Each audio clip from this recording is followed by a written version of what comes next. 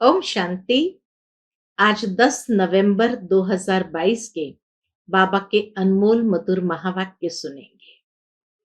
आज की मुरली में बाबा कहे, शिव बाबा गरीब निवाज है जिसने आकर के ये ज्ञान यज्ञ रचा है और तुम बच्चे इस ज्ञान यज्ञ के रक्षक हो।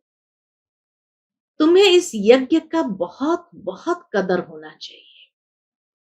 बाबा कहे, गरीबों की एक एक पाई से ये यज्ञ बना है, तो एक एक पाई की कदर तुम बच्चों को भी होनी चाहिए।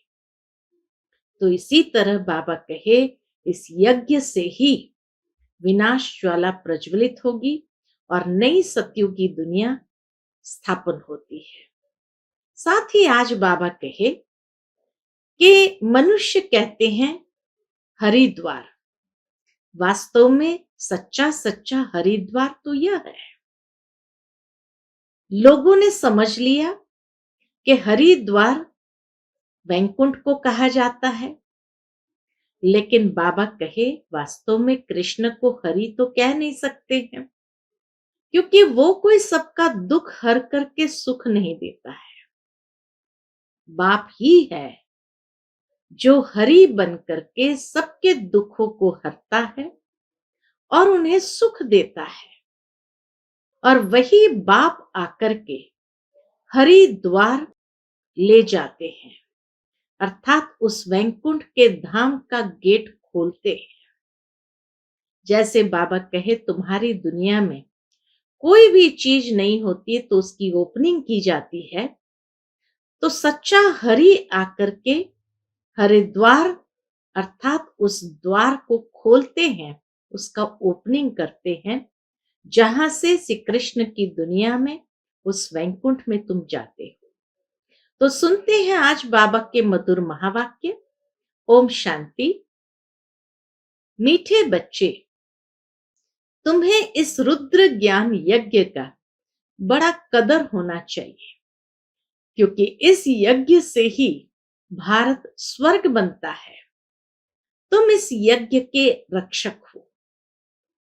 आज की मुरली से प्रश्न है, बच्चे बाप व टीचर को तलाक अथवा फारगती कैसे और कब देते हैं? उत्तर है, जब बाप अथवा टीचर को भूल जाते हैं, मुरली मिस करते हैं, पढ़ते व सुनते नहीं है, तो गोया बाप को फारकती व तलाक दे देते हैं। बाबा कहते, बच्चे तुम मुझे तलाक कभी नहीं देना।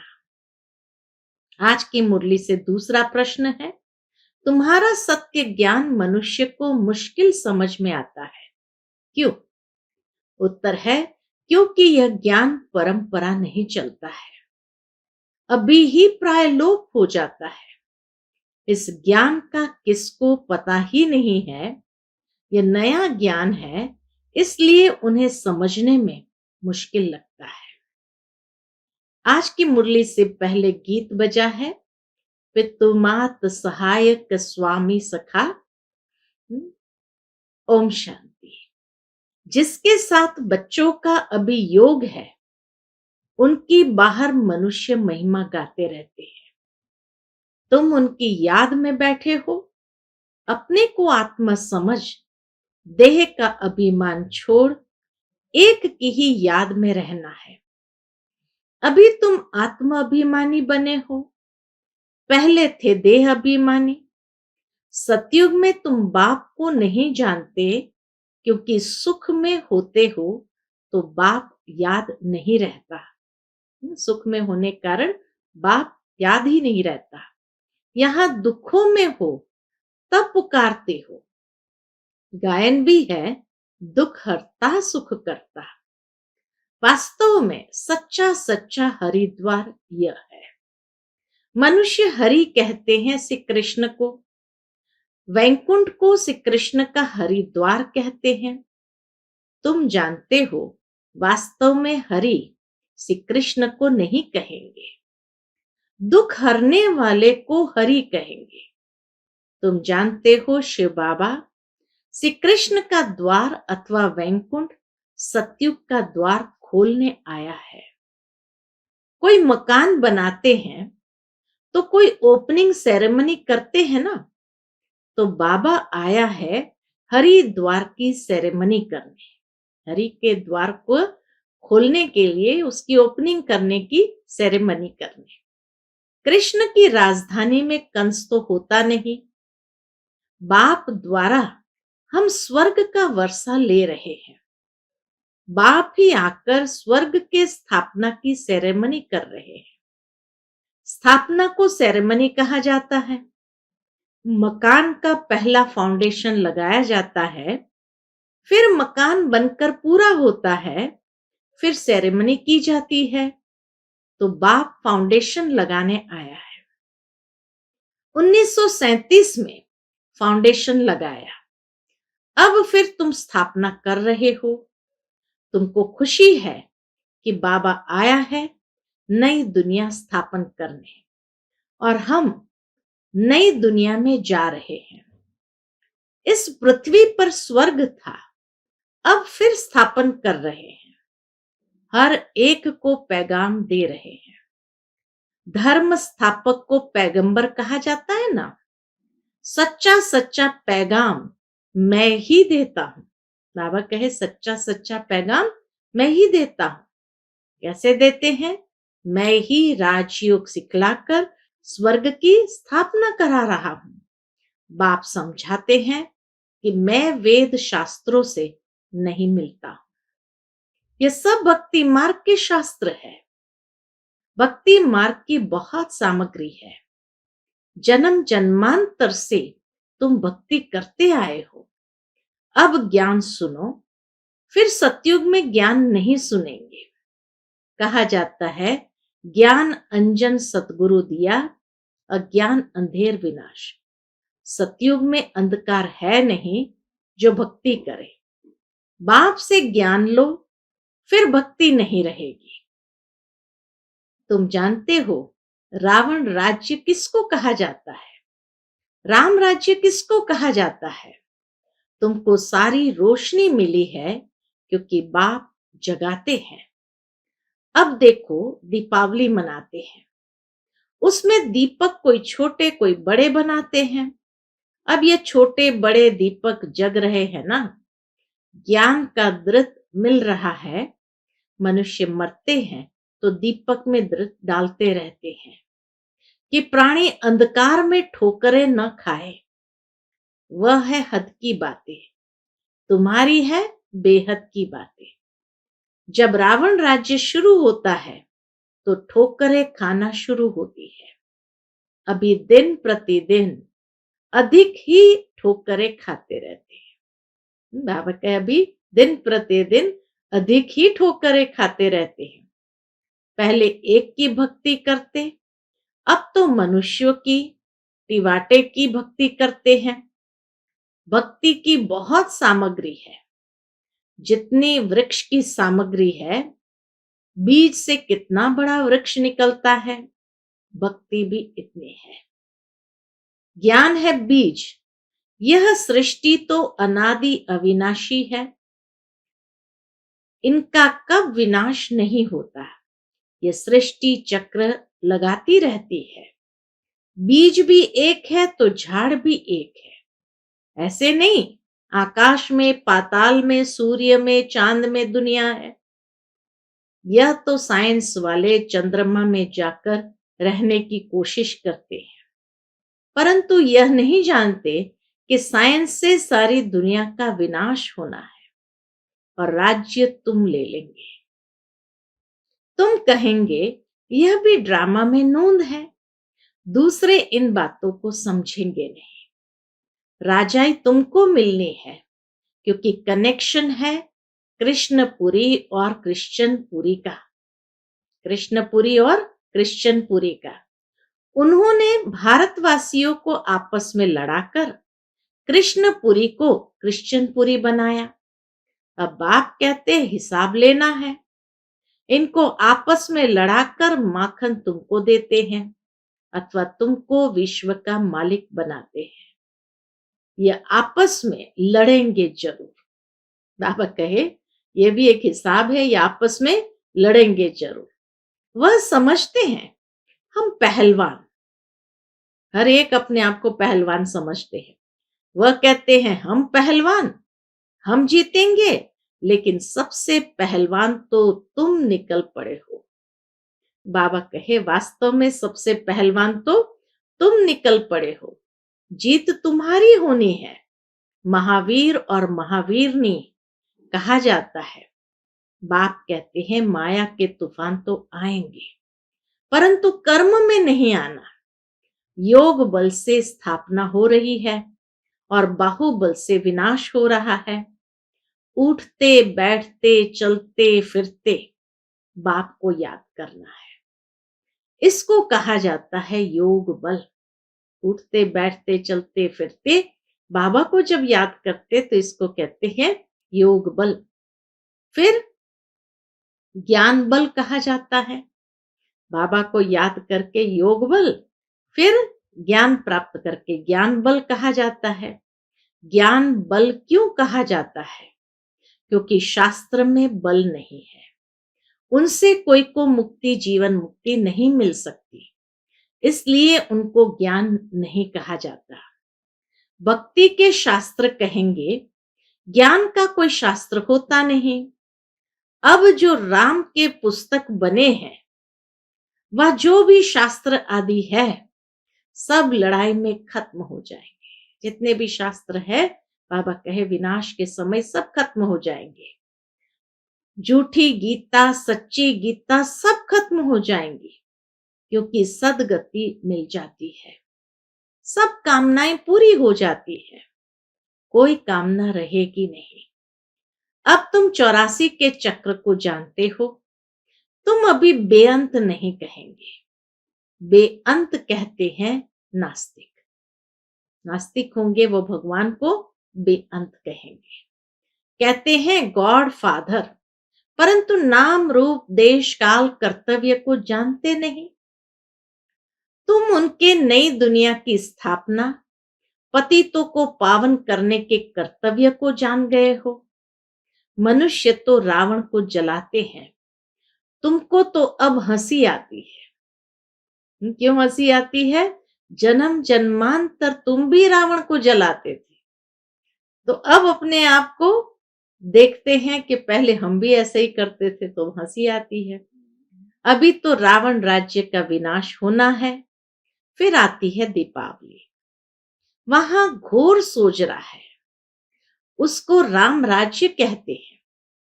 कहते तो सब है कि राम राज्य चाहिए, परंतु राम राज्य को जानते नहीं।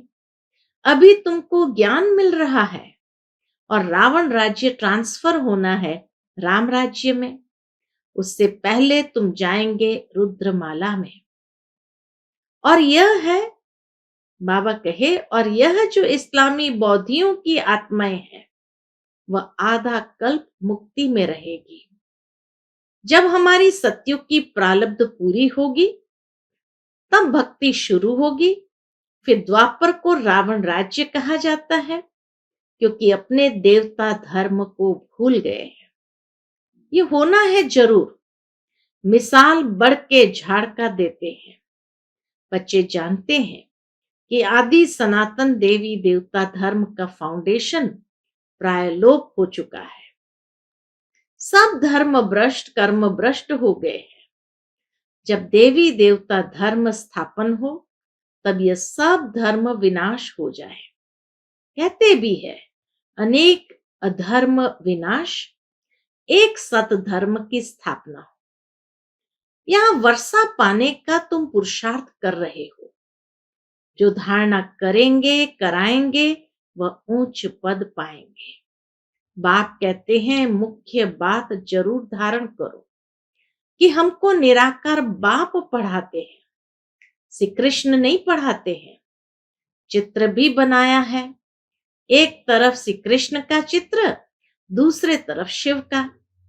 पूछना है, अब बताओ गीता का भगवान कौन?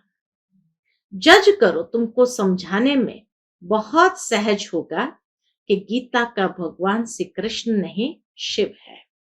तुमको मालूम है गीता का ज्ञान फिर से बाप दे रहे हैं। गीत में भी है, गीता का ज्ञान फिर से सुनाना पड़े। गीत तो तुमने नहीं बनाए हैं। बाबा कहे, गीत तो तुमने नहीं बनाए हैं, बनाने वाले तो मनुष्य ही है, परंतु अर्थ को नहीं जानते। कहते हैं, गीता के भगवान ने ज्ञान घोड़े गाड़ी में बैठ कर दिया। श्री कृष्ण के लिए कोई घोड़े गाड़ी थोड़ी आएगी। अगर श्री कृष्ण होता तो उनके लिए अच्छे से अच्छी गाड़ी ले आए। लोग अच्छे से अच्छी गाड़ी ले आए, बड़े बड़े धनवान आ जाए। यहां तो देखो, अपनी मोटर यानी शरीर भी नहीं है। शिव बाबा कहते हैं, यहां तो देखो मेरा अपना शरीर भी नहीं है, आता ही हूं पतित शरीर में, तो गुप्त है ना। श्री कृष्ण की तो बात नहीं। फिर तुम भक्ति मार्ग में मेरा कितना मान रखते हो। शुरू शुरू में जब द्वापर में भक्ति आरंभ हुई तो शिव के मंदिर बनाकर कितना मान रखते हो। सोमनाथ का मंदिर बनाते हो, कोई एक मंदिर थोड़ी होगा, अनेक होंगे। फिर उन्हें लूटा भी होगा। तो सारा बेहद की हिस्ट्री ज्योग्राफी को तुम जान गए हो। बाप को कहते हैं नॉलेजफुल। तो यहाँ ज्ञान भी दिया जाता है, पढ़ाई भी पढ़ाई जाती है। ज्ञान है मन मना भव, इससे सदगति होती है। फिर मध्याजी भव की पढ़ाई पढ़ाते हैं। टीचर और गुरु का पाठ इकट्ठा चलता है। सारे वर्ल्ड की हिस्ट्री ज्योग्राफी तुमको पढ़ाते हैं। सच्ची सच्ची नन्स तुम हो। बाबा कहे, सच्ची सच्ची नन्स तुम हो। क्यों? क्योंकि तुम एक को याद करती है, नन बट वन। इसलिए बाबा कहे, तुम सच्चे सच्चे नन्स हो। नन्स को गले में क्रॉस पड़ा रहता है, क्राइस्ट को याद करती है। क्राइस्ट गॉड का बच्चा था। तुम जानते हो कि क्राइस्ट कोई गॉड का बच्चा नहीं था। क्राइस्ट की आत्मा गॉड का बच्चा था। क्राइस्ट की आत्मा गॉड का बच्चा थी। ऐसे तो हम सभी हैं, हम सभी गॉड के बच्चे हैं। बाप आकर 3 धर्म स्थापन करते हैं। तुम ऊंचे ते ऊंची चोटी ब्राह्मण हो, क्योंकि तुम ऊंचते ऊंच विश्व की सेवा करते हो। मनुष्य को आत्मा का ज्ञान देते हो। तुम आत्मा को बाप से वर्षा मिलता है, बरोबर बाप कल्प कल्प के संगम युगे वर्षा देने आते हैं। शास्त्रों में तो युगे युगे लिख दिया है, कल्प अक्षर बीच से निकाल दिया है। उनका नाम ही है पतित पावन। तो युगे युगे आकर क्या करेंगे? कल्प में एक बार आकर पावन बनाकर चले जाते हैं। तो बाप कहते हैं, मुझे तलाक मत देना। आजकल स्त्रियां पति को तलाक दे देती है। वैसे हिंदू नारी पति को कभी तलाक नहीं देती थी। तुमको मुरली सुननी है जरूर। कुछ भी हो जाए, बाबा कहे तुम्हें मुरली सुननी है जरूर। मुरली नहीं सुनते हो तो गोया बाप टीचर को भूल जाते हो। यह भी जैसे तलाक हो गया। तुमको भी कितना अटेंशन देना है। अब नापास होंगे तो कल्प कल्पांतर नापास होंगे। अगर अभी फेल हुए तो कल्प कल्पांतर फेल होते रहेंगे। अंत में सबको मालूम पड़ जाएगा। क्या मालूम पड़ जाएगा? कि किस किस ने कितनी पढ़ाई पढ़ी थी। ये मालूम पड़ जाएगा कि किस किस ने कितनी पढ़ाई पढ़ी थी। सब कहते हैं कि शांति चाहिए, गोया मुक्ति चाहते हैं। कहते हैं कि दुख में सिमरन सब करे, सुख में करे ना कोई। तो आधा कल्प सुख और आधा कल्प दुख है। सुख दुख का खेल भारत पर ही है। तुम तो कहेंगे हम ही देवता, हम ही क्षत्रिय, हम ही वैश्य, हम ही शूद्र। तो हम सो का अर्थ भी तो कोई नहीं जानते हैं। तो बाप कहते हैं मन मना भव मध्याजी भव। खुद धारण कर औरों को धारण कराए तो अहो सौभाग्य। याद से ही विकर्म विनाश होंगे। कहाँ गंगा में स्नान करना, कहाँ योग में रह पावन बनना। बच्चों को यज्ञ के पैसे की बहुत कदर होनी चाहिए, क्योंकि इससे भारत स्वर्ग बनता है। बाप है गरीब निवास, गरीबों की पाइप पाइप पड़ेगी तब वह शाहूकार बनेंगे। स्वर्ग में हेल्थ वेल्थ हैप्पीनेस है। अगर हेल्थ वेल्थ है तो हैप्पीनेस भी है। अगर हेल्थ हो वेल्थ न हो तो हैप्पीनेस हो नहीं सकती। हैप्पीनेस के लिए दोनों आवश्यक है, हेल्थ भी चाहिए तो वेल्थ भी चाहिए। सतयुग में हेल्थ वेल्थ है तो सदैव हैप्पी रहते हैं, वहां कभी रोते नहीं है। तो तुमको भी यहां रोना नहीं है, परंतु माया के तूफान मुरझा देते हैं। हेल्थ मिलती है हॉस्पिटल से और वेल्थ मिलती है पढ़ाई से।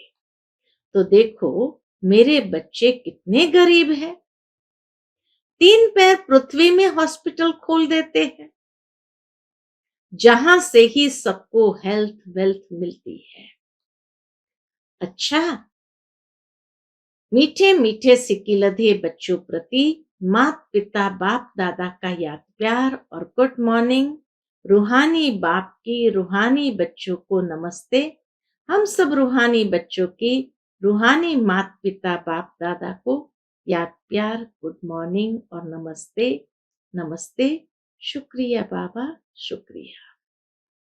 आज की मुरली से धारणा के लिए मुख्य सार है।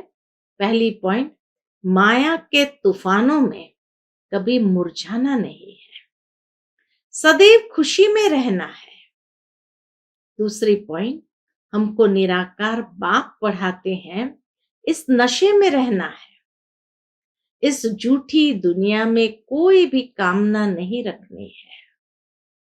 आज का बाप दादा का मधुर वरदान हम बच्चों के प्रति है। हर रोज की मुरली के साधन द्वारा व्यर्थ को खत्म करने वाले पास विथ ऑनर भव। हर रोज की मुरली के साधन द्वारा व्यर्थ को खत्म करने वाले पास विथ ऑनर भव।